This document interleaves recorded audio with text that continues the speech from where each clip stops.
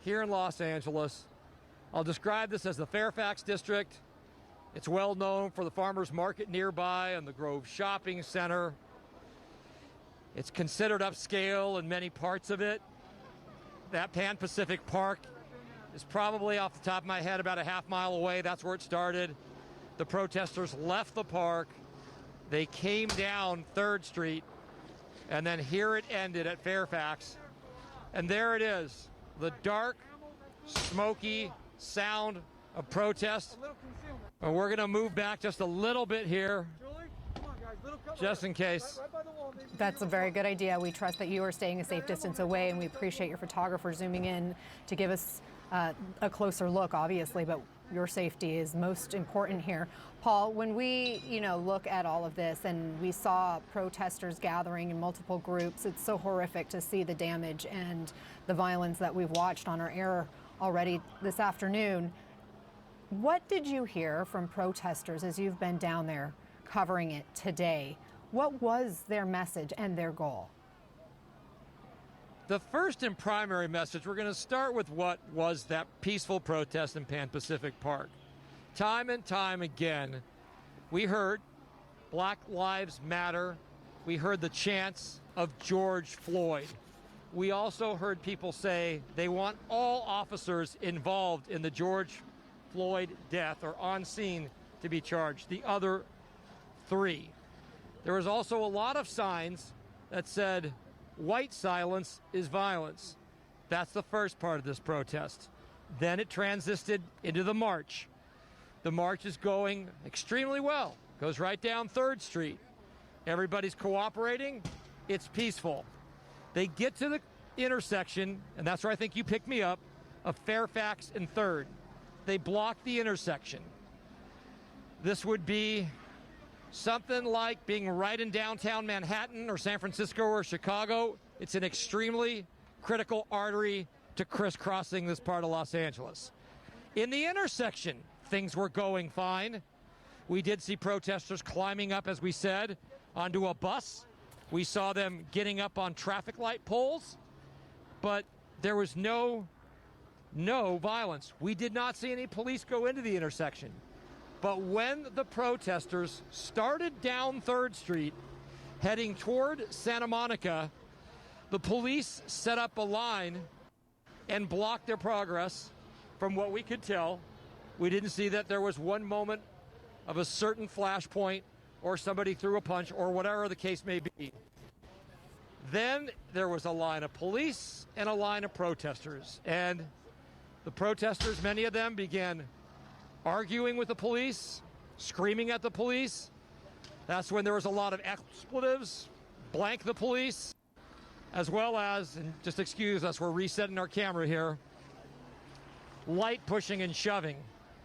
And then the shoving became more intense. Then police tried to clear the intersection, and that's when things got out of hand.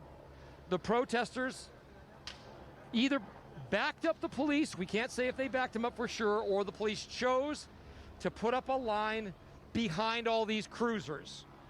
And when they set up behind the cruisers, remember there's thousands of people involved in this, those cars that were in the line basically were the subject of vandalization. So you see this car burning.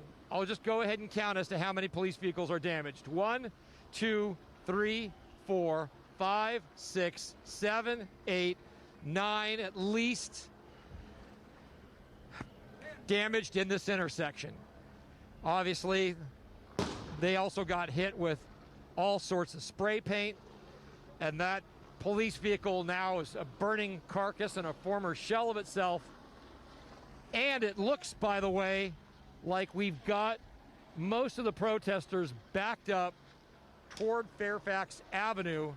I will say this, and I can't see everywhere around here, but I have not seen any damage, vandalism, or looting of any of the buildings around here. It looks like off in the distance, just a little left, Chris, through the smoke, there's a Trader Joe's. I believe they might have spray painted some of that, but there has not been any windows broken out at least right here. And as I said, Anna, and as you well know, when you're on the inside, sometimes there's something else going on that you can't see. So please let me know if you see any windows or anything being broken out elsewhere. But I'm not seeing it right now. And I am, as I said, seeing a concerted effort by the police to clear this intersection of Fairfax and 3rd. By the way, this is going to be a monumental task just to get all these police cars towed, to say the least. Other damaged cars, somebody's popped their tires. That's pretty obvious if you just look over here to the left.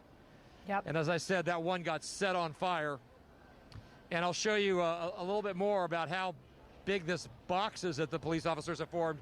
So in the direction of the burning car, now the smoke's so thick that we can't see toward Fairfax Avenue, but then go this way. We'll give you a long pan. Officers sealing off protesters in this parking lot. And then down 3rd Street, the other intersection that got blocked by police at Edinburgh and 3rd. So this is we'll call it one long city block that was completely erupting in violence this afternoon in Los Angeles. And for now, as dramatic as the image is, this burning car seems to somehow have quelled some of the tensions as the protesters and the police separated away from it.